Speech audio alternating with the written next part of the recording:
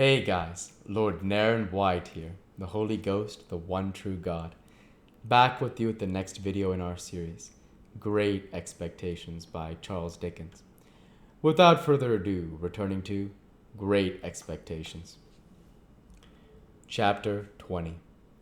The journey from our town to the metropolis was a journey of about 5 hours.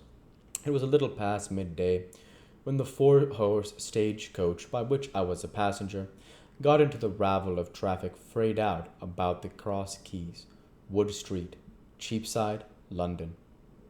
We Britons had at that time particularly settled that it was treasonable to doubt our having and our best, and our being the best of everything. Otherwise, while I was scared by the immensity of London, I think I might have had some faint doubts whether it was rather not ugly, crooked, narrow, and dirty. Mr. Jaggers had duly sent me his address. It was Little Britain, and he had written after it on his card, just out of Smithfield and close by the coach office. Nevertheless, a hackney coachman who seemed to have as many capes to his greasy great coat, as he was years old, packed me up in his coach and hemmed me in with a folding and jingling barrier of steps, as if he were going to take me 50 miles. His getting on his box, which I remember to have been decorated with an old weather-stained pea green hammer, cloth moth-eaten into rags,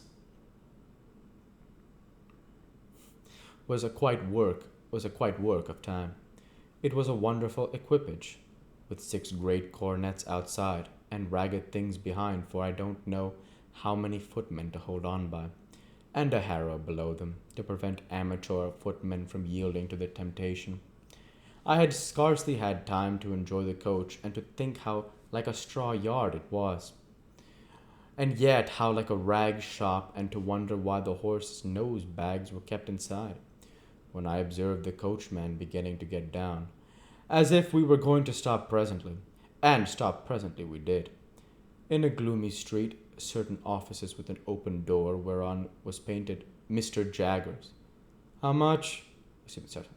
How much? I asked the coachman. The coachman answered, "A shilling, unless you wish to make it more." I naturally said I had no wish to make it more. "Then it must be a shilling," observed the coachman. "I don't want to get into trouble. I know him." He darkly closed an eye at Mr. Jagger's name, and shook his head. When he got his shilling, and had in course of time completed the ascent to his box, and had got away, which appeared to relieve his mind, I went into the front office, with my little portmanteau in my hand, and asked, "Was Mr. Jaggers at home?" "He is not," returned the clerk. "He is in court at present. Am I addressing Mr. Pip?" I signified that he was addressing Mr. Pip. "Mr. Jaggers left word you would wait in his room." Excuse me. "Mr. Jaggers left word, would you wait in his room? He couldn't say how long he might be, having a case on, but it stands to reason, his time being valuable, that he won't be longer than he can help." With those words, the clerk opened a door and ushered me into an inner chamber at the back. Here we found a gentleman with one eye in a velveteen suit and knee breeches, who wiped his nose with his sleeve on being interrupted in the perusal of the newspaper. "Go and wait outside, Mike," said the clerk.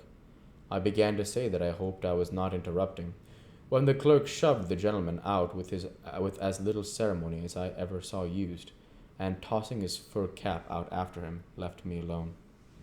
Mr. Jagger's room was lighted by a skylight only, and was a most dismal place.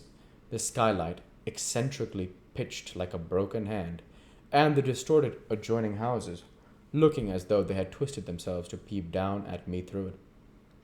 There were not so many papers about as I should have expected to see, and there were some odd objects about that I should not have expected to see, such as an old rusty pistol, a sword in a scabbard, several strange-looking boxes and packages, and 2 dreadful casts on a shelf, of faces peculiarly swollen, and twitchy about the nose.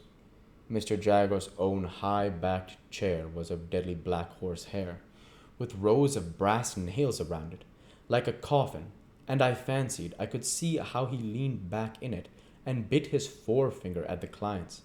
The room was but small, and the clients seemed to have had a habit of backing up against the wall, especially opposite to Mr. Jagger's chair, being greasy with the shoulders. I recalled, too, that the one-eyed gentleman had shuffled forth against the wall when I saw the innocent cause of his being turned out. I sat down in the clientele chair placed over against Mr. Jagger's chair, and became fascinated with by the dismal atmosphere of the place. I called to mind that the clerk had the same air of knowing something to everybody else's disadvantage as his master had. I wondered how many other clerks there were upstairs, and whether they all claimed to have the same detrimental mastery of their fellow creatures. I wondered what the history of all the odd litter about the room, and how it came there. I wondered whether the two swollen faces were of Mr. Jagger's family, and if he were so unfortunate as to have had a pair of such ill-looking relations, why he stuck them on that dusty perch for the blacks and flies to settle on, instead of giving them a place at home. Of course, I had no experience of a London summer day, and my spirits may have been oppressed by the hot, exhausted air, and by the dust and grit that lay thick on everything. But I sat wondering and waiting in Mr. Jagger's close room, until I really could not bear the two casts on the shelf above Mr. Jagger's chair, and got up and went out. When I told the clerk that I would turn in the air while I waited, he advised me to go round the corner, and I should come into Smithfield. So I came into Smithfield, and the shameful place, being all asmear with filth, and fat and blood and foam, seemed to stick to me. So I rubbed it off with all possible speed by turning into a street, where I saw the great black dome of St. Paul's bulging at me from behind a grim stone building which a bystander said was Newgate Prison.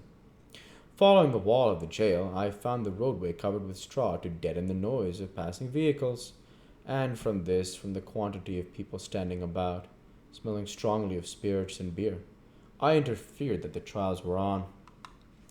While I looked about me here, an exceedingly dirty and particularly drunk minister of justice asked me if I would like to step in and hear a trial or so, informing me that he could give me a front place for half a crown, whence I should command a full view of the Lord Chief Justice, in his wig and robes, mentioning that awful personage like waxwork, and presently offering him at the reduced price of 18 pence. As I declined the proposal on the plea of an appointment, he was so good as to take me into a yard and show me where the gallows were kept, and also where people were publicly whipped, and then he showed me the debtor's door, out of which culprits came to be hanged, heightening the interest of that dreadful portal by giving me to understand that four on 'em, would come out at the door that day after tomorrow at 8 in the morning, to be killed in a row.